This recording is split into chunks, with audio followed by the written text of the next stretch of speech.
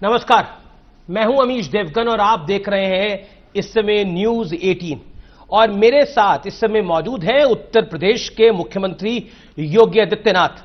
2022 का चुनाव यानी 2022 का विधानसभा चुनाव अगले साल है और उससे पहले योगी आदित्यनाथ फुल फॉर्म में चल रहे हैं।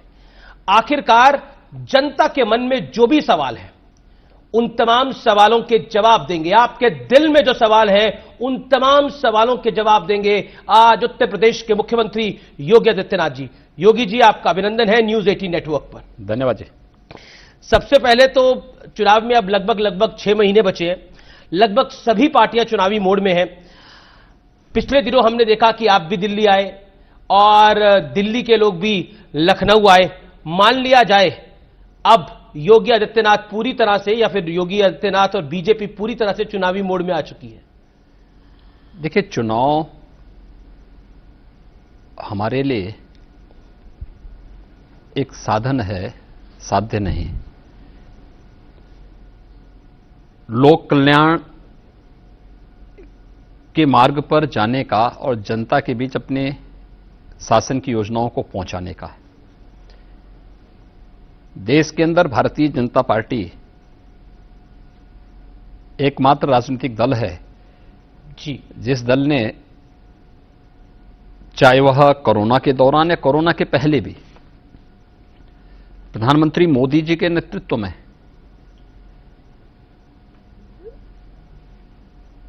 लोक कल्याण को सर्वोपरि दिया है।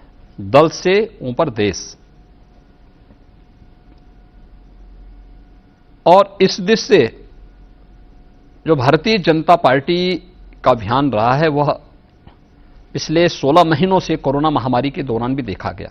अकेला राजनीतिक दल है जिसने कहा सेवा ही संगठन। जी, यानी हमें बूथ प्रबंधन नहीं देखना, बूथ का हमारा जो कार्यकर्ता वो सेवा के साथ जुड़े, हमारा जो पदाधिकारी है किसी भी स्तर का वो सेवा के साथ जुड़े, जनप्रतिनिधि हर स्तर का वो जन सेवा के साथ जुड़े, इस महामारी के दौरान जनता की सेवा करे। तो हमारे लिए हर दिन इलेक्शन है और हमारे लिए हर दिन लोक कल्याण का है, जिसमें हम लोग हर पदाधिकारी, हर कार्यकर्ता अपने स्तर पर और केंद्र और प्रदेश सरकार की योजनाओं को आम जनता तक पहुंचाते हैं। और हम लोग पहले भी तैयार थे, आज भी तैयार हैं। मैं ये सवाल इसलिए आपसे पूछ रहा हूं कि चुनाव से ठीक पहले उत्तर प्रदेश में जनसंख्या नीति लाने की तैयारी शुरू हो गई है। इसकी जरूरत इस समय क्यों पड़ी? देखिए, हर राज्य को अपने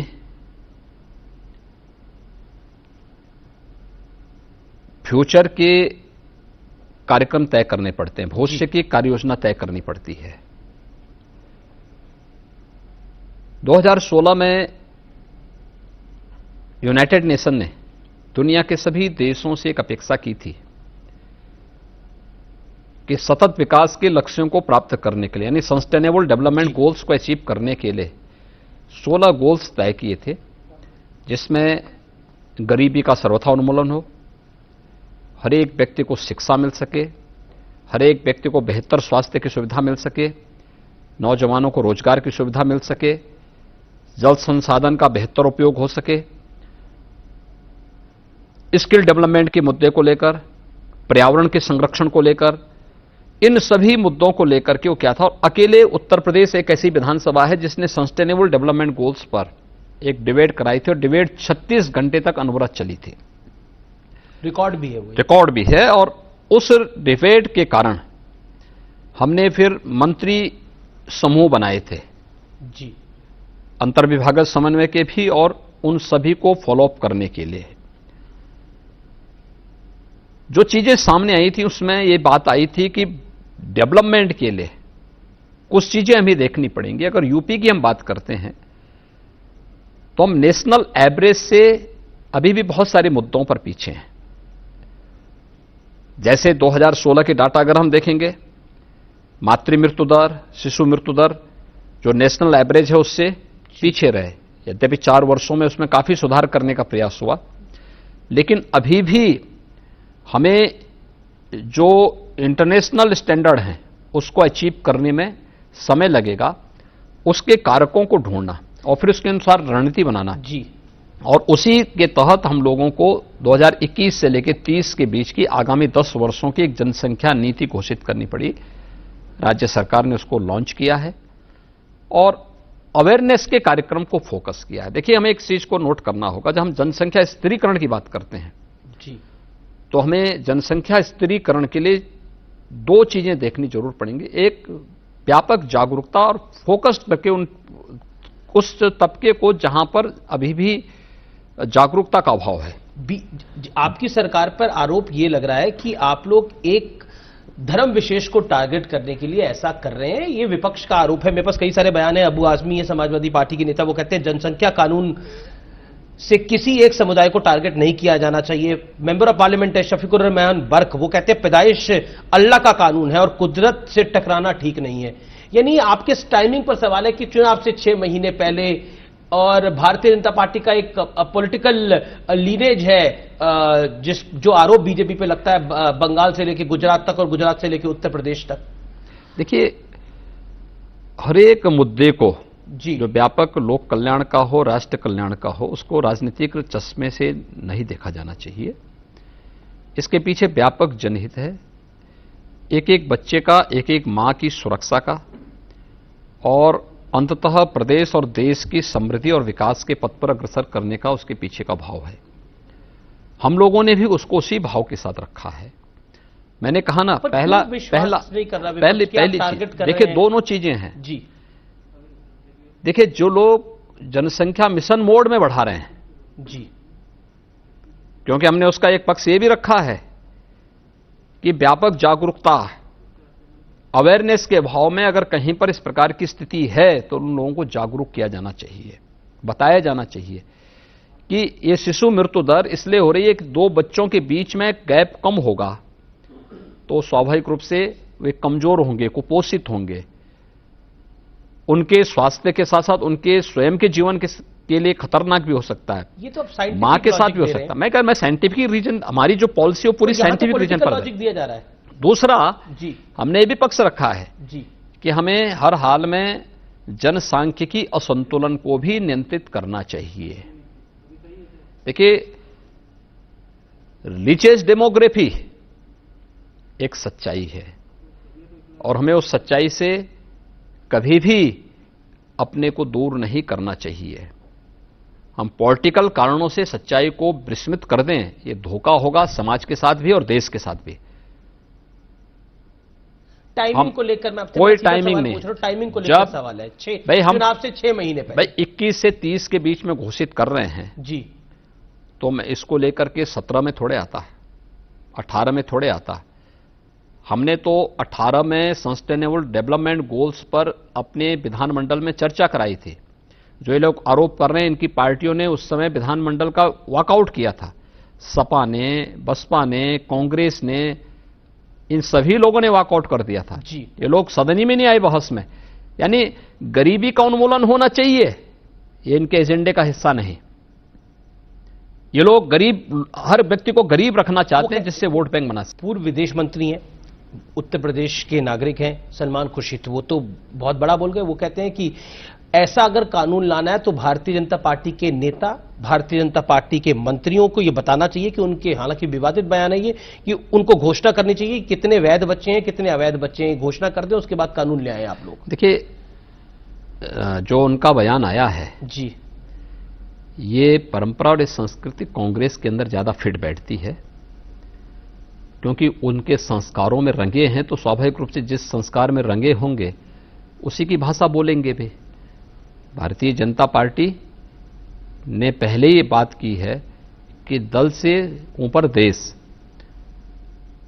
जब देश के ऊपर संकट होगा हम देश के हितों के लिए कार्य करेंगे। तो ये पॉलिसी आएगी और पॉलिसी हम लॉन्च कर चुके हैं, ये कानून, मतलब इसको कानून का जामा पहनाया जाएगा। अभी इसका ड्राफ्ट विधि आयोग बना रहा है, जब आएगा फिर पब्लिक डोमेन में जाएगा, पब्लिक डोमेन में उसके कमेंट लोगों के मांगे जाएंगे। आपको लगता है ये पॉलिसी पूरे देश में भी आनी चाहिए? मैं क्या कह रहा हूं, देखिए हर एक जगह से इसकी आवाज उठ रही है और जी, स्वास्थ्य विभाग के स्तर पर पूरे देश के अंदर इस पर कार्य हो रहा है। मैं बढ़ता हूं आगे। हाल ही में यूपी के ब्लॉक प्रमुख के चुनाव हुए। भारतीय जनता पार्टी को बड़ी जीत मिली वहां पर। 825 में से बीजेपी को 648 सीटों पर जीत मिली है। समाजवादी पार्टी को हालांकि 99 सीटों पर जीत मिली है।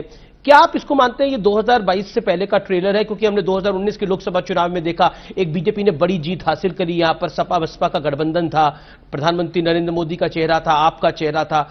उसके बाद हमने देखा कि उपचुनाव हुए, वहां पर जीत हासिल हुई। अब ब्लॉक चुनाव हो या फिर पंचायत चुनाव हो, इसको आप कैसे देखते हैं? या फिर आपको तो लगता नहीं है कि ओवर कॉन्फिडेंस पे बीजेपी का कार्यकर्ता आ जाएगा, हम तो जीते रहे हैं जी? देखिए, ओवर कॉन्फिडेंस की स्थिति कहीं पे नहीं है जी। भारतीय जनता पार्टी का जो ट्रेंड 2014 में आदरणीय प्रधानमंत्री जी के मार्गदर्शन में, उनकी प्रेरणा से, उस समय उत्तर प्रदेश के प्रभारी और आज के देश के हमारे यशस्वी गृह मंत्री माननीय अमित शाह जी ने तैयार की थी। भारतीय जनता पार्टी 73 सीटों पर चुनाव जीती थी यूपी में। तब केंद्र में कांग्रेस की सरकार थी और यूपी के अंदर समाजवादी पार्टी की सरकार थी। 2017 में भारतीय जनता पार्टी विधानसभा का चुनाव जीती थी, अपने सहयोगियों के साथ 325 सीटों पर जीती थी यूपी के अंदर। तब उत्तर प्रदेश में समाजवादी पार्टी की सरकार थी। 2019 में जब सपा बसपा कांग्रेस मिलकर के भारतीय जनता पार्टी के खिलाफ लड़े थे और देश और दुनिया का हर राजनीतिक विश्लेषक इस बात को कहता था कि भारतीय जनता पार्टी सीट जीत नहीं पाएगी, बहुत अगर हमें देते थे तो लोग कहते थे बहुत अधिक सीटें जीतेंगे, 25 सीट जीत जाएंगे जी। अन्यथा लोग 5-7 सीटों पर हमें सीमित करते थे। हम तब भी कहते थे कि बीजेपी 65 से कम 65 सीट जीतेगी यूपी में, और हम लोग उतनी सीटें जीते यूपी में। पंचायत चुनाव के पहले और लोकसभा चुनाव के बीच में हमारे यहां 2 उपचुनाव हुए थे। उसमें भी भारतीय जनता पार्टी जीती थी, दोनों में जीती थी। और पंचायत चुनाव के परिणाम भी है। 75 में से 67 जिला पंचायत के अध्यक्ष भारतीय जनता पार्टी के बने। जी जी। 825 ब्लॉकों में जो ब्लॉक प्रमुख के चुनाव हुए थे, इस ब्लॉक प्रमुख के चुनाव में 700 से ज्यादा भारतीय जनता पार्टी या भारतीय जनता पार्टी के समर्थक जीते हैं, क्योंकि इसमें 131 सीटें ऐसी थीं जिसमें भारतीय जनता पार्टी ने अपने प्रत्याशी नहीं घोषित किए थे, क्योंकि वहां दोनों कार्यकर्ता बीजेपी के ही लड़ रहे थे। तो इसलिए एक फ्रेंडली दोनों कार्यकर्ताओं के लिए कहा गया था कि भाई आप कोई भी इस प्रकार का कार्य नहीं करेंगे, आप आपस में शांतिपूर्ण तरीके से उसको आप भले चुनाव लड़िए, लेकिन दोनों भारतीय जनता पार्टी, तो 700 से ज्यादा सीटें बीजेपी जीती है। समाजवादी पार्टी 90 के आसपास सीटें इसमें जीती है, और बाकी अन्य दलों के द्वारा भी कुछ कुछ सीटें जीती गई होंगी। ये चुनाव इस बात को बताता है कि भारतीय जनता पार्टी, देखिए इस पूरे चुनाव में 26 मार्च को नोटिफिकेशन जारी होता है जी। 15, 19, 23 और 29 अप्रैल को चुनाव होते हैं यूपी के अंदर पंचायत के। और इस पूरी चुनाव की प्रक्रिया में 8,70,000 से अधिक प्रतिनिधि चुने गए। दुनिया का सबसे बड़ा चुनाव है ये। आपने एक देखा होगा, पूरी चुनाव की प्रक्रिया को बहुत शांतिपूर्ण तरीके से संपन्न किया गया यूपी के अंदर, कोरोना महामारी के बावजूद। और कोरोना महामारी के बावजूद ये चीजें जो संपन्न हुई, भारतीय जनता पार्टी एक एक गांव में उससे समर्थक है, उसके कार्यकर्ता, कहीं क्षेत्र पंचायत, कहीं ग्राम पंचायत, कहीं अन्य स्थलों लेकिन पर। कई जगह हिंसा की भी खबरें आई। वह आपसी प्रतिद्वंद्विता गांव में कुछ हो सकती है कि गांव का चुनाव है, सबसे कठिन चुनाव माना जाता है। और लखीमपुर में एक महिला के साथ मैं क्या कह रहा हूं, देखिए उसमें भारतीय जनता पार्टी का प्रत्याशी नहीं, ये निर्दलीय प्रत्याशी और सपा के प्रत्याशी के बीच में विवाद है। दुर्भाग्यपूर्ण घटना थी। मैं क्या, दुर्भाग्यपूर्ण घटना थी और कठोर कार्रवाई उसमें की गई। जवाबदेही थाने की भी तय की गई और जो लोग उसके पीछे थे उनके खिलाफ कार्रवाई की गई, बहुत कठोर कार्रवाई की गई। लेकिन आरोप आपकी सरकार पर, देखिए सरकार है तो आरोप लगेंगे। प्रियंका वाड्रा ने कहा कि जंगल राज में महिलाओं की सुरक्षा तो भगवान ठीक बात है। तो प्रियंका जी बहुत अच्छी बात बोल रही हैं, क्योंकि उनको तो इसका अनुभव है। इन्हीं की पार्टी में तंदूर कांड हुआ था ना, महिलाओं के साथ किस प्रकार का व्यवहार कांग्रेस करती थी और क्या इनकी संवेदना उनके साथ रहती थी, क्या ये भूल गई उस बात को? और हमने कठोरतम कार्रवाई की इस मामले में। कोई भी अराजकता फैलाने की छूट किसी को नहीं दी जाएगी, कहीं भी नहीं। अगर अपराध के मुद्दे पर जीरो टॉलरेंस की नीति के तहत सरकार कार्य कर रही है तो पहले दिन जिस बात को हमने कहा था वह हमने आगे भी निभाया है और आगे भी इस चीज को हर एक उस पर हम लोग इस चीज को करेंगे। प्रदेश के अंदर 24 करोड़ जनता को सुरक्षा देना हमारा दायित्व है। राज्य सरकार अपने इस दायित्व का पूरी ईमानदारी के साथ, पूरी निर्भीकता के साथ निर्वहन करेगी। पंचायत चुनाव हुए, 75 जिला पंचायत अध्यक्ष जो बने उसमें से 67 पे बीजेपी को जीत मिली और 21 जिला पंचायत अध्यक्ष तो निर्विरोध जीते गए।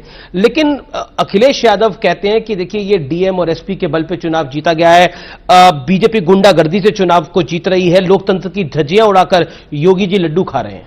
देखिए मुझे एक बात बताइए जी,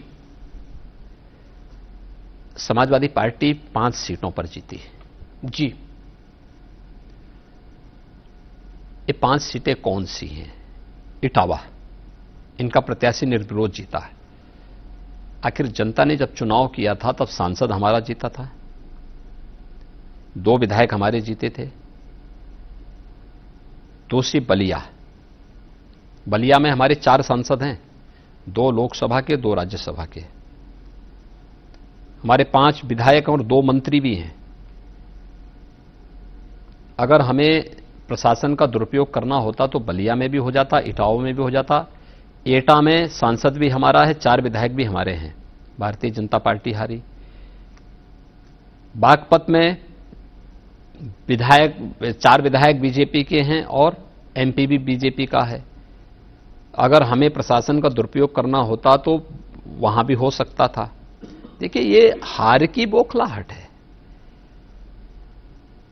अपनी पैरों के नीचे की खिसकी हुई जमीन सपा को दिखाई नहीं दे रही है।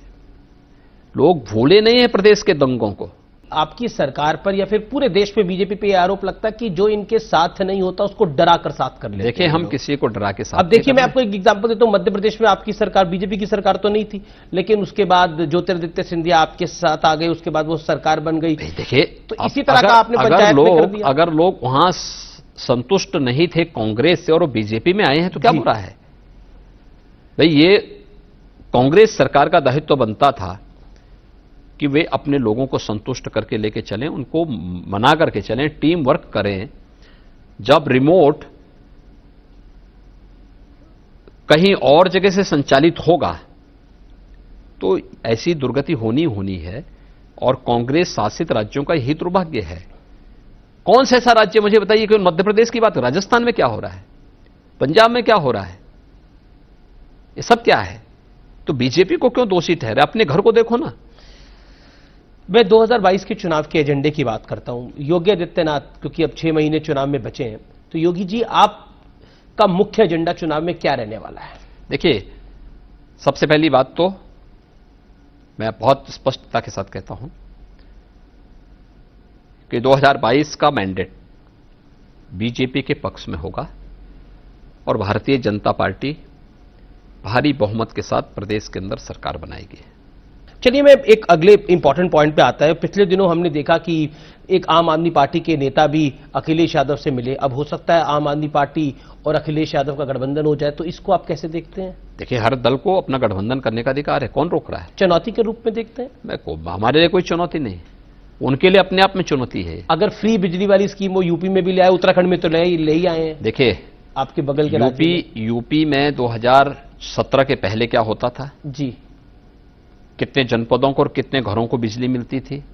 सौभाग्य योजना के अंतर्गत 1,23,000 गांवों तक बिजली पहुंचाने के साथ ही 1,38,00,000 लोगों को फ्री में बिजली के कनेक्शन देने का काम प्रधानमंत्री मोदी जी के नेतृत्व में भारतीय जनता पार्टी की राज्य सरकार ने किया। ये सभी उपलब्धियां राज्य के पास हैं और राज्य के अंदर हर एक नागरिक के जीवन में खुशहाली के लिए जो भी कदम उठाने पड़ेंगे करेंगे। लेकिन दिल्ली में ये इसके नाम पर क्या कर रहे हैं? राष्ट्रीय राजधानी क्षेत्र, कोरोना के दौरान दिल्ली में क्या हो गया था? अगर यूपी का एनसीआर का रीजन नहीं होता, फ्री बिजली पर जनता नहीं, मैं वही आ रहा हूं पहले। जी मैं उस पे आ रहा हूं। अगर यूपी का एनसीआर का रीजन नहीं होता तो दिल्ली के अंदर तो लोगों को तड़प तड़प करके मरने के लिए छोड़ देते। बेड्स हम लोगों को उपलब्ध करवाने पड़े। यूपी 24 करोड़ की आबादी का राज्य है और 24 करोड़ की आबादी के राज्य में 700 मीट्रिक टन ऑक्सीजन की आपूर्ति हो रही थी और दिल्ली 2 करोड़ की आबादी का राज्य और 800 मीट्रिक टन में इनके ऑक्सीजन कम पड़ रहा था। कहां ब्लैक हो रही थी ऑक्सीजन। और जब भारत सरकार ने ऑक्सीजन ऑडिट की बात की, सब भाग गए। आज इनके सारे घोटाले सामने आ रहे हैं। असाउद्दीन ओवैसी कहते हैं कि किसी कीमत पर, मैं उन्होंने जो बोला बता रहा हूं, किसी कीमत पर 2022 में योगी आदित्यनाथ इंशाअल्लाह दोबारा मुख्यमंत्री हम नहीं बनने देंगे। देखिए, ओवैसी जी एक बहुत बड़े नेता हैं। यूपी की जनता कितना पसंद करेगी ये तो आने वाला समय बताएगा। लेकिन उन्होंने कसम खा ली है कि आपको नहीं बनने देंगे। अगर वह 19% जी पर उनको लगता है कि वह इलेक्शन को पोलराइज कर लेंगे, तो बाकी 81% चुपचाप थोड़े बैठा हुआ है। वह भी खड़ा होगा, वह भी इस सब चीजों को सुन रहा होगा। और मुझे लगता है कि पिछले चुनाव के परिणामों ने इस बात को साबित किया है कि जनता का रुझान क्या है। लेकिन इस बार उन्होंने राजभर साहब को भी साथ ले लिया है। हाँ, ठीक बात है। उसको सोशल इंजीनियरिंग करना चाह रहे हैं। मैं क्या कह रहा हूं, हर एक दल को अपने साथ लेने का अधिकार है। समाजवादी पार्टी ले रही है तो ओवैसी क्यों नहीं लेंगे? इस समाजवादी पार्टी को तो तकलीफ है। वो कहते हैं ओवैसी जो है वो हमारा वोट काटने के लिए आ रहे हैं। अब देखिए, वोट किसका है, यही तो सबसे बड़ी समस्या हो जाती है कि हर व्यक्ति ये मान के चलता है कि हमारा वोट, कौन सा वोट उनका है। आप जब सत्ता में थे, कांग्रेस और सपा तो आरोप लगाते हैं कि वो ओवैसी साहब बीजेपी के आदमी हैं। भाई, तो उनके साथ गठबंधन कौन कर रहा है? गठबंधन तो समय समय पे कांग्रेस ही उनके साथ करती रही है, या फिर ये समाजवादी पार्टी ही उनके लिए ज्यादा उतावली दिखती है। बीजेपी का तो दूर दूर से कोई संबंध नहीं उनसे। आप अपना मुकाबला 2022 में किसके साथ देखते हैं? अखिलेश जी के साथ देखते हैं, मायावती जी के साथ देखते हैं, प्रियंका वाड्रा के साथ देखते हैं, किसके साथ देखते हैं? हालांकि राजभर साहब तो थ्योरी लेके आए हैं 5 साल में 5 मुख्यमंत्री बनाएंगे, 20 डिप्टी सीएम बनाएंगे, एक मुसलमान सीएम भी होगा। ठीक ही बात है भाई, हर एक को अपना मुकाबला किससे देखते हैं आप? देखिए, भारतीय जनता पार्टी का मुकाबला, देखिए, अपने पुराने रिकॉर्ड को आगे बढ़ाने के लिए बीजेपी से ही होगा कि बीजेपी पिछले रिकॉर्ड को तोड़ करके उससे बेहतर सीटें कैसे जीत सकती है। वहां तक ये लोग कोई पहुंच नहीं पाएगा। पंचायत चुनाव के रुझान पहले बता चुके हैं, इससे पहले लोकसभा के चुनाव ने बता चुके वो कर, ये सब देखिए थके हुए हारे हुए चेहरे हैं। ये लोग पहले ही हिम्मत हार चुके हैं, इसलिए अनर्गल कुछ भी बोल दो। बड़ा मैं आपसे पूछ रहा हूं कि बड़ी चुनौती कौन हो सकता है, या फिर एक चेहरा जो आपको लगता है जिसके साथ मुकाबला है? देखिए, पब्लिक सबके कृत्यों को जान रही है, हर व्यक्ति की जान रहा है। परिवारवाद, गुंडाराज, भ्रष्टाचार, ये चीजें देख करके जनता में अपने आप में एक सिहरन होती है। देख करके यूपी के सामने अपनी पहचान का संकट था, आज यही यूपी हर एक फील्ड में जो प्रोग्रेस कर रहा है, एक नई पहचान बना रहा है। ये पहचान उत्तर प्रदेश के हर जाति, हर मत, हर मजहब से जुड़ा हुआ नागरिक जब बाहर जाता तो उसको सम्मान प्राप्त होता है। जी, इसलिए वह व्यक्ति, कोई भी व्यक्ति जो अपने लिए, अपने परिवार के हितों के लिए प्रतिबद्ध है और प्रदेश और देश का हित चाहता है, मुझे लगता है भारतीय जनता पार्टी उसकी प्राथमिकता होगी। मैं अब धर्मांतरण के मुद्दे पर आता हूं। उत्तर प्रदेश की एटीएस ने धर्मांतरण गैंग पर बहुत बड़ा एक्सपोजे किया है। देश भी चौंक गया है इस खुलासे को देखकर, और अभी भी कार्रवाई जारी है। इस गैंग के आतंकी कनेक्शन और आईएसआई कनेक्शन भी सामने आ रहे हैं। सिर्फ देश में नहीं, विदेशों में भी धर्मांतरण का काम ये लोग कर रहे थे। इसको आप कैसे देखते हैं?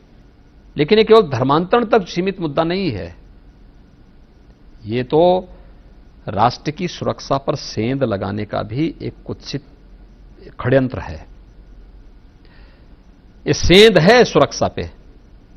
मूक बधिर बच्चों को निशाना बनाकर उन संस्थाओं को जहां पर मूक बधिर बच्चे हैं वहां पर अपना एक ट्रेनर, जिहादी ट्रेनर को भेज करके उसके माध्यम से लोगों का ब्रेन वॉश कराना, फिर कोड वर्ड में और व्हाट्सएप के माध्यम से मैसेजेज को पास करना, फिर उनका दुरुपयोग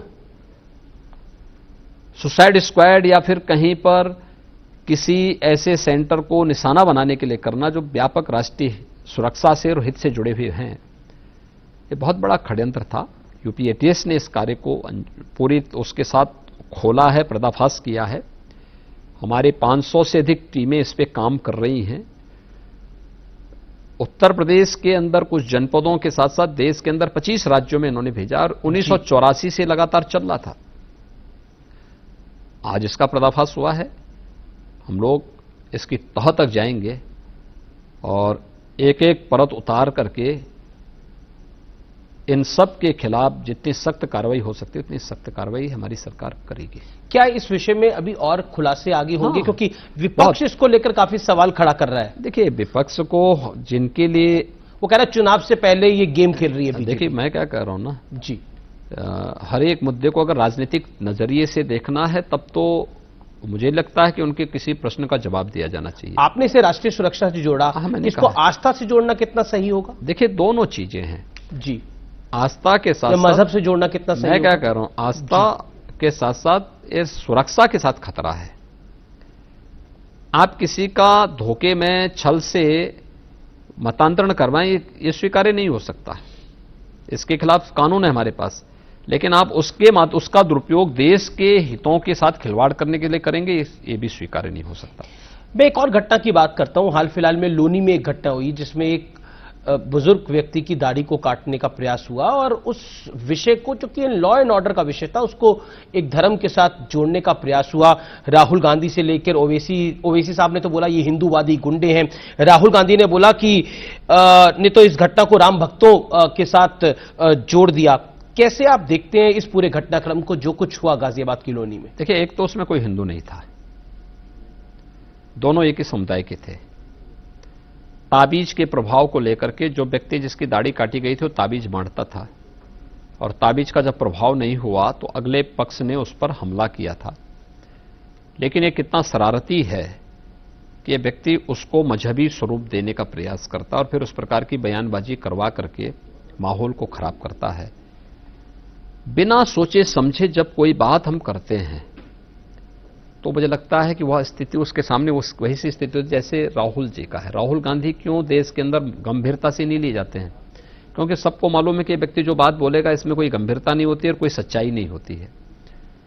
क्यों कांग्रेस की दुर्गति हो रही है? इसीलिए हो रही है क्योंकि हर एक मामले को राजनीतिक रूप देना और हल्की बयानबाजी करना, तह तक जाए बगैर, सच्चाई को जाने बगैर जब हम प्रतिक्रिया व्यक्त करते हैं तो उसके परिणाम ऐसे ही होते हैं। आपका तो राहुल गांधी के साथ भी अनुभव रहा है। सदन के अंदर आप लोग एक ही सदन के सदस्य थे। वो अमेठी से सांसद थे, आप गोरखपुर से सांसद थे। हाँ, मैं सांसद रहा हूं। मैं राहुल जी से पहले सांसद बन गया था। और आपकी उम्र में भी ज्यादा फर्क नहीं है आप दोनों की? नहीं, राहुल जी मुझसे 1 साल बड़े हैं। एक कानपुर से किसी ने सवाल पूछा आपके लिए, मेरा पीसीआर मुझे बता रहा है। सवाल उन्होंने पूछा आपसे कि योगी जी सिर्फ काम ही करते रहते हैं कि कुछ कभी कभार अपने लिए भी समय निकाल लेते हैं? कोई फिल्म देखते हैं, कोई किताब पढ़ते हैं?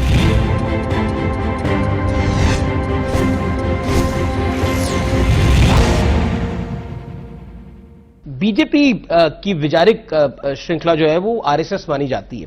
मोहन भागवत जी ने एक बयान दिया जिसको लेकर बड़ा विवाद खड़ा हो गया। उन्होंने बोला कि हिंदू हो या मुसलमान हो, सबका पूरे देश में डीएनए एक है। उनका बयान यह था कि हिंदू मुस्लिम एकता एक बहुत भ्रामक है क्योंकि वे अलग नहीं है बल्कि एक है। सभी भारतीयों का डीएनए एक है, चाहे वे किसी भी धर्म के हों। अब इसको लेके बड़ा सारा विवाद खड़ा हो गया कि एक बार फिर जो है वो पूरा का पूरा प्रयास है कि सब हिंदू है, सब में हिंदुओं का डीएनए है। ऐसा क्यों? देखिए, इसमें विवाद का विषय इसको नहीं बनाया जाना चाहिए और मुझे लगता है कि जो बयान दिया गया है वह साइंटिफिकली प्रूफ हो चुका है। अब आप विज्ञान को भी न माने तो उसमें क्या कोई कर सकता है? जो चीज विज्ञान के द्वारा प्रमाणित किया गया हो और डीएनए थ्योरी के माध्यम से भी प्रमाणित हो अब आप न माने, जबरदस्ती आप अपने को दोषी जगह से जोड़ने का प्रयास करें तो ये बुद्धि का फर्क हो सकता है, लेकिन डीएनए थ्योरी ने इस चीज को साबित किया है। लेकिन मायावती कहती हैं कि बीजेपी वालों के मुंह में राम है और बगल में छुरी है। मायावती जी ज्यादा बेहतर जानती हैं कि उत्तर प्रदेश के लोग जानते हैं इनके बारे में। चलिए, अगला सवाल कांवड़ यात्रा को लेकर है। लाखों शिव भक्त बड़ी दुविधा में है कि इस बार कांवड़ यात्रा होगी या फिर नहीं होगी। हर एक व्यक्ति की जान महत्वपूर्ण है जी, और हर एक व्यक्ति को जो है सतर्कता बचाव करना होगा अपना। ये महामारी है, ये चेहरा देख करके नहीं आती है, जाति मत और मजहब देख के भी नहीं आती है। महामारी में जितना कोई व्यक्ति बचाव कर पाएगा वही सतर्कता उसे इस महामारी से बचा पाएगी। और कांवड़ संघों के साथ संवाद बना करके जिन लोगों के संकल्प हैं हम उनको रोकेंगे नहीं। कांवड़ यात्रा पे कोई बैन नहीं लगाने जा रहे हैं, लेकिन प्रोटोकॉल का पालन करने का, उनके साथ संवाद बनाकर के संख्या सीमित करने का, और जितनी कम संख्या हो सकती उतनी कम संख्या में लोग जाएंगे तो हम प्रोटोकॉल का भी पालन करवा पाएंगे, उनके लिए सुविधा भी दे पाएंगे। लेकिन हम किसी चीज को बैन नहीं करेंगे, हम हर प्रकार की सुविधा भी देंगे और सुरक्षा भी देंगे। किसान आंदोलन पर मैं आता हूं। राकेश टिकैत जो है वो कह रहे हैं कि अब मैं यूपी का दौरा करूंगा और 1 अगस्त से मैं यूपी समेत कई राज्यों में अपना आंदोलन तेज करूंगा। इसको आप कैसे लेते हैं? हालांकि अब 7 महीने से ज्यादा हो गए, लगभग 8 महीने हो गए, ये आंदोलन खत्म नहीं हुआ है। देखिए, संवाद समस्या का समाधान होता है जी। भारत सरकार ने संवाद के सारे तरीके अपनाए, हर एक स्तर पर संतुष्ट करने का प्रयास किया है। लेकिन जब किसान एजेंडे का हिस्सा न हो और हम किसान की कंधे पर बंदूक रख करके सरकार पर साधने का प्रयास करें और उसके पीछे विदेशी पैसा लगाने का के पैसे उसके पीछे लगे हुए हों, तो इस प्रकार की स्थिति आती है। मुझे लगता है कि किसान संगठनों को या किसान जो नेता हैं, आंदोलन का काफी कमजोर हो चुका है। भारत सरकार ने उनको ऑफर किया हुआ है, उन्हें भारत सरकार के साथ संवाद बनाना चाहिए, और मुझे लगता है कि एक संवाद से समस्या का समाधान निकालना चाहिए। क्योंकि पश्चिमी उत्तर प्रदेश से राकेश टिकैत आते हैं, क्या आपको लगता है इसका एक असर होगा और आप लोगों को नुकसान देखना पड़ सकता है? मैं क्या कह रहा हूं, देखिए सवाल नफा नुकसान, तो सपा का, कांग्रेस का, सबका मैं क्या कह रहा हूं, बिना जो है नफा नुकसान की चिंता किए बगैर सरकार कार्य कर रही है जी। हमने किसान आंदोलन के बीच में ही पंचायत चुनाव भी किए हैं। पश्चिमी उत्तर प्रदेश में बागपत को छोड़ दें तो सभी सीटें भारतीय जनता पार्टी जीती है। कोविड को लेकर बात करते हैं। कोविड की दूसरी लहर का प्रकोप पूरे देश ने देखा है, कोई राज्य ऐसा नहीं है जो इससे अछूता रह गया हो। उत्तर प्रदेश में भी हमें काफी स्थिति देखने को मिली कि कोरोना के केसेस कितने लाखों पहुंच गए। आरोप भी आपकी सरकार पे बड़े सारे लगे कि सरकार की व्यवस्था ठीक नहीं थी, और अखिलेश यादव ने तो यहां तक कहा कि सरकार दिखी ही नहीं। प्रियंका वाड्रा ने बोला कि रामनामी चादरें छीनी गई। क्या कहना चाहते हैं अब, क्योंकि इस विषय को काफी समय हो चुका है, इस पर काफी राजनीति भी हुई है, काफी आरोप भी आप पर लगाए गए हैं। देखिए, बोलिए। आरोप अगर सही हो तो सरकार उन चीजों का जवाब भी दे और उस का परिमार्जन भी करे जी। जब आरोप राजनीति से प्रेरित हो, पूर्वाग्रही हो, तो उसका कोई जवाब नहीं दिया जाना चाहिए। प्रदेश के अंदर फर्स्ट वेव हो या सेकंड वेव, पहले तो पूरे देश के अंदर कोरोना का मुकाबला आदरणीय प्रधानमंत्री जी के नेतृत्व में अच्छे ढंग से प्रबंधन करने का प्रयास हुआ जी। हमें एक चीज देखना पड़ेगा, इस सदी की महामारी है, महामारी में संसाधन कम पड़ ही जाते हैं, लेकिन स्थिति को इन्होंने पैनिक बनाया है। विपक्ष ने, कुछ जिम्मेदार संस्थाओं ने हाहाकार मचाने का, भ्रम की स्थिति पैदा करने का। आखिर यही वैक्सीन जो आज सुरक्षा कवच दे रहा है, इसके बारे में समाजवादी पार्टी के मुखिया के बयान क्या आए थे, कांग्रेस नेताओं के बयान क्या आए थे, कितना गैर जिम्मेदाराना बयान था। जो लोग वैक्सीन नहीं लिए इनके कारण और उनकी दुखद मौत कोरोना से हुई है, क्या उसके लिए माफी मांगेंगे? थर्ड वेव को लेकर योगी आदित्यनाथ की सरकार की क्या तैयारी है, क्योंकि देश इस समय देखिए, चल रहा है। थर्ड वेव की पूरी तैयारी हमारे पास है जी। हमने 27 वैक्सीनेशन का मैं आंकड़ा पढ़ रहा था, आप लोग नंबर 1 पे हैं उसमें। तो देखिए, वैक्सीनेशन में यूपी नंबर 1 पर है, टेस्टिंग में यूपी नंबर 1 पर है, और यही नहीं, लेकिन यूपी की जनसंख्या काफी है। मैं क्या कह रहा हूं, हम लोग सभी को ले रहे हैं, हम सभी को वैक्सीनेशन की तरफ लेके जा रहे हैं। जो वैक्सीन उपलब्ध कराने वाली कंपनियां हैं, ये वैक्सीन अगर उपलब्ध करा देंगे तो हम आज के दिन पे 20 लाख वैक्सीन पर डे देने की क्षमता रखते हैं। ठीक, और हम लोग दिसंबर तक इस लक्ष्य को पूरा कर लेंगे। मैं बढ़ता हूं आगे। नरेंद्र मोदी कैबिनेट में विस्तार हुआ, जिसमें 15 मंत्री उत्तर प्रदेश से आए। 2022 की तैयारी मान सकते हैं इसको? देखिए, हम आभारी हैं आदरणीय प्रधानमंत्री जी के कि उत्तर प्रदेश की आबादी के हिसाब से उत्तर प्रदेश को केंद्रीय कैबिनेट में इतने बड़े पैमाने पर प्रतिनिधित्व मिला है। पहले कार्यकाल में मिला, दूसरे कार्यकाल में भी ये उत्तर प्रदेश को इतना बड़ा प्रतिनिधित्व मिला है, और हर क्षेत्र को और सामाजिक संतुलन को भी उसमें देखने का प्रयास हुआ है। इस सभी लोगों को वहां पे प्रतिनिधित्व मिला है। 2022 की तैयारी उत्तर प्रदेश में है, और हम लोग उत्तर प्रदेश में पूर्ण बहुमत के साथ सरकार बनाएंगे। तो अगला सवाल मेरा यह बनता है कि मोदी जी की कैबिनेट का विस्तार तो हो गया, तो योगी जी की कैबिनेट का विस्तार अब होगा, नहीं होगा 2022 से पहले? देखिए, मुझे लगता है कि आपके पास ज्यादा पुख्ता जानकारी होगी, और आप मुझे उस जानकारी को शेयर कर लेंगे तो मैं उसको आगे लेके चलता हूं फिर। जी चलिए, मेरे पास कैसे जानकारी होगी? जानकारी तो आप देंगे, कैबिनेट आपकी है। लेकिन मैं बढ़ता हूं आगे। अगला मेरा सवाल है कि एटीएस, यूपी एटीएस ने अलकायदा के खिलाफ एक बड़ा एक्शन किया है। लखनऊ के ककोरी से अलकायदा के 2 आतंकियों को गिरफ्तार किया गया है। सीरियल ब्लास्ट की साजिश ये लोग रच रहे थे, और इनके टारगेट पे 2 बड़े नेता भी थे। अब वो कौन नेता थे, एक आंकलन है जिसमें प्रधानमंत्री मोदी और आप टारगेट पे हो सकते हो। क्या कहना चाहते हैं आप? देखिए, उत्तर प्रदेश में किसी भी प्रकार की आतंकी गतिविधियों को या यहां के नागरिकों की सुरक्षा के साथ खिलवाड़ करने वाली किसी भी प्रकार की गतिविधि को स्वीकार नहीं किया जाएगा। कोई करेगा तो उसको उसका खामियाजा भुगतना पड़ेगा। एटीएस की इस कार्रवाई के बाद अखिलेश यादव जी का बयान आया। उन्होंने बोला कि भारतीय जनता पार्टी की सरकार और उत्तर प्रदेश पुलिस पर मुझे बिल्कुल भी भरोसा नहीं है। देखिए, व्यक्ति वक्तव्य देता अपने संस्कारों के अनुरूप देता है। ये समाजवादी पार्टी का कैरेक्टर है। 2012 में इन्होंने सत्ता में आने के बाद आतंकी घटनाओं में लिप्त आतंकवादियों के मुकदमे भी वापस लेने के प्रयास किए थे।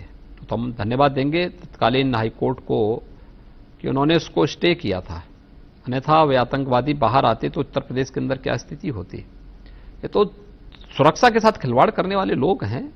दुर्भाग्य है, राजनीति का चोला पहन करके। पर आतंकवाद को लेकर राजनीति हो रही है, क्या इस पर आप क्या कहना चाहते हैं? दुर्भाग्यपूर्ण है, और मुझे लगता है कि बम किसी की जाति मत मजहब नहीं देखता। जो प्रेशर, इससे पहले हमने बाटला हाउस में ऐसा देखा था। प्रेशर कुकर बम जो मिले हैं कल जी, अगर वे कहीं फटते तो कोई निर्दोषी चपेटे में आता है, और कोई निर्दोष, उसका कोई जाति, कोई मत और कोई मजहब नहीं होता है। और वह जो निर्दोष उसकी चपेट में आता तो क्या उसकी कीमत या उस परिवार में उन लोगों को वापस लाने का काम समाजवादी पार्टी और श्री अखिलेश यादव जी लाते क्या?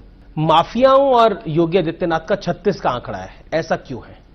देखिए, जिसका प्रदेश के विकास और प्रदेश की समृद्धि में, प्रदेश के नागरिकों की खुशहाली और प्रदेश की समृद्धि में से 36 का आंकड़ा है, उससे मेरा 36 का आंकड़ा होगा। मेरा किसी से व्यक्तिगत, किसी से जातिगत, किसी से अन्य कोई दुश्मनी नहीं है, और मेरी किसी से दुश्मनी भी होगी क्यों? एक तस्वीर बड़ी वायरल हो रही है मुख्तार अंसारी की। मैं आप ही से पूछ लेता हूं कितनी सही है, कितनी गलत है। पहली फोटो में तो वो बड़े हट्टे कट्टे दिख रहे हैं, मूछें एकदम तनी हुई हैं, एकदम बाल बाल ठीक है। दूसरी फोटो में दाढ़ी बड़ी हुई है और मूछें उनकी नीचे हैं। तो मतलब अब मुख्तार अंसारी का जेल में ये हाल है, वो सही है बात? मैं फोटो देखता नहीं इस प्रकार के। अरे हम देखेंगे महापुरुषों का, देखेंगे देवी देवताओं का फोटो, देखेंगे नहीं, वायरल हो रहा है सोशल मीडिया पे। माफिया का फोटो क्यों देखें? लेकिन जिसके जैसे कृत्य होंगे, जैसी करनी वैसी भरनी। और आप पे आरोप है कि मुख्तार अंसारी को आप अपनी जिद के लिए पंजाब से यूपी घसीट लाए। देखिए, मैं किसी जिद के नाते किसी को नहीं लाया हूं जी। कानून के दायरे में हर अपराधी को आना चाहिए, और किसी नेता को और किसी पार्टी को यह अधिकार नहीं कि किसी माफिया को संरक्षण देकर के उसका सरपरस्त बने। कांग्रेस को इसका जवाब देना होगा कि इस माफिया को 2 वर्ष से अधिक समय तक पंजाब की जेलों में रख करके वहां सुविधाएं क्यों उपलब्ध करा रहे थे। यूपी में आप कांग्रेस की हैसियत क्या देखते हैं योगी जी? देखिए, 0 + 0 हमेशा 0 होता है, और मुझे लगता है कि कांग्रेस की यही हैसियत है। जी, राम मंदिर को लेकर जो विवाद हुआ अभी खासतौर पर, और विपक्ष ने इस पर काफी हमला बोला, चाहे वो कांग्रेस पार्टी हो चाहे वो बाकी अन्य दल हो, क्या कहना चाहते हैं आप इसमें? कि ये सभी लोग अयोध्या में राम जन्मभूमि मंदिर निर्माण के समर्थक कब थे? इन्होंने तो भगवान राम और भगवान कृष्ण के अस्तित्व पर भी प्रश्न खड़ा किया था। जी, ये तो आस्था के साथ खिलवाड़ करने वाले लोग हैं। आभारी होना चाहिए देश को, और आभारी है देश प्रधानमंत्री मोदी जी का, जिनके मार्गदर्शन में आज मंदिर निर्माण का कार्यक्रम 5 अगस्त 2020 से युद्ध स्तर पर आगे बढ़ चुका। तो ये स्वाभाविक रूप से इनका जो है चिढ़ना स्वाभाविक है। ट्रस्ट इस पूरे मामले को संचालित कर रहा है, सरकार उसमें नहीं है, और ट्रस्ट के पदाधिकारियों ने स्थिति स्पष्ट कर दी है। मुझे लगता है उसके बाद कुछ भी नहीं बचता है। केवल आरोप के लिए आरोप लगाना और आस्था के साथ खिलवाड़ करना, मुझे लगता है विपक्ष को आस्था के साथ खिलवाड़ करने की प्रवृत्ति से बचना चाहिए। मंदिर का पहला जिसे कहते हैं प्रारंभिक जो रूपरेखा है वो कब तक तैयार हो जाएगी? 2021 के आखिर तक या 2022 तक? देखिए, अभी चल रहा है, काम चल रहा है जी। काम अभी तेजी के साथ बढ़ रहा है, और मुझे लगता है कि तेजी के साथ काम चलते हुए जो एक निर्धारित समय सीमा, उस निर्धारित समय सीमा के अंदर उसको आगे बढ़े। आखिरी 2 सवाल Yogi ji, uniform civil code की जरूरत है क्या आपको लगता है? देखिए, समय आने पर जो भी आवश्यकता होगी सरकार उसके अनुसार निर्णय भी ले लेगी। क्योंकि पिछले दिनों दिल्ली हाई कोर्ट ने कहा, इसलिए मैं सवाल मुझे लगता है कि यूपी के उसमें पार्टी नहीं है। जी, लेकिन क्या आपको लगता है जरूरत है? देखिए, मैंने कहा ना, जो आवश्यकता होगी उसके अनुरूप, समय के अनुरूप कानून भी बन जाएगा। जी, बंगाल में चुनाव हुआ, बीजेपी ने पूरी ताकत झोंकी, आप भी गए, अमित भाई भी थे वहां पर, प्रधानमंत्री भी गए, लेकिन नतीजे अनुकूल नहीं आए। कहां चूक हुई और क्या उस तरह की चूक उत्तर प्रदेश में नहीं होगी? क्योंकि इसके बाद बंगाल के बाद उत्तर प्रदेश का बड़ा चुनाव। आप कैसे इस बात को मान सकते हैं कि बंगाल में भाजपा की चूक हुई है? भारतीय जनता पार्टी 3 से 77 सीटें पा गई है। जी, तो इतनी बढ़ोतरी बीजेपी की हुई है। पर लक्ष्य तो सरकार बनाने का था। चूक उन लोगों की है जिनका वजूद वहां था, सफाया हो गया है। बीजेपी एक संभावना है बंगाल के अंदर, पर आपका लक्ष्य तो सरकार बनाने का था। मैं क्या कह रहा हूं? जी, देखिए, राजनीति में हम संभावनाओं के साथ साथ हर एक परिस्थिति को फेस करने के तैयार रहते हैं, लेकिन यह मान लेना कि भारतीय जनता पार्टी 3 से 77 में गई है, एक संभावना बनी, एक विश्वास जगा है भारतीय जनता पार्टी में बंगाल के अंदर। और कोरोना की सेकंड वेव का पीक नहीं होता तो मुझे नहीं लगता है कि भारतीय जनता पार्टी को सरकार बनाने से कोई रोक पाता वहां पे। जी, योगी जी, मैंने सोशल मीडिया पे ऐलान किया था कि मैं आपका साक्षात्कार करने के लिए आ रहा हूं, तो बहुत सारे सवाल आए। अगर मैं उनमें से 1-2 सवाल पूछना चाहता हूं। एक कानपुर से किसी ने सवाल पूछा आपके लिए, मेरा पीसीआर मुझे बता रहा है। सवाल उन्होंने पूछा आपसे कि योगी जी सिर्फ काम ही करते रहते हैं कि कुछ कभी कभार अपने लिए भी समय निकाल लेते हैं? कोई फिल्म देखते हैं, कोई किताब पढ़ते हैं? नहीं, मैं पढ़ता जरूर हूं, फिल्म देखने का मौका नहीं मिलता है, लेकिन मैं जब मौका मिलता है मेरे टेबल में हमेशा एक पुस्तक जरूर होती है, अलग अलग विषयों से संबंधित होती है। यूपी की इकोनॉमी से संबंधित होती है, यूपी की समाज व्यवस्था से संबंधित भी होती है, अध्यात्म से संबंधित भी होती है, सामाजिक जीवन से संबंधित भी होती है, और हर एक पक्ष से जुड़ी हुई उस पुस्तकों को भी मैं जरूर देखता हूं। योगी जी, आखिरी सवाल, 2022 का चुनाव योगी आदित्यनाथ के लिए कितनी बड़ी, जिसे कहते हैं, परीक्षा होगी? देखिए 2022 में भारतीय जनता पार्टी उत्तर प्रदेश के अंदर पूर्ण बहुमत की सरकार बनाएगी, 2017 के इतिहास को दोहराएगी, इसमें किसी को कोई संदेह नहीं हो। आपके लिए भी बड़ी परीक्षा है ये? मैंने कहा ना, हमारा हर दिन परीक्षा है जी, और हमेशा हम उसके लिए तैयार हैं। बहुत बहुत शुक्रिया योगी जी, आपने समय दिया न्यूज 18 को और खुल के हर विषय पर बात रखी। तो ये थे योगी आदित्यनाथ, जिन्होंने हर विषय पर जो आपके दिल में मुझे लगता है सवाल होंगे, आज तमाम सवालों के जवाब न्यूज 18 के माध्यम से योगी आदित्यनाथ ने दिए हैं। आप देखते रहिए न्यूज 18। नमस्कार।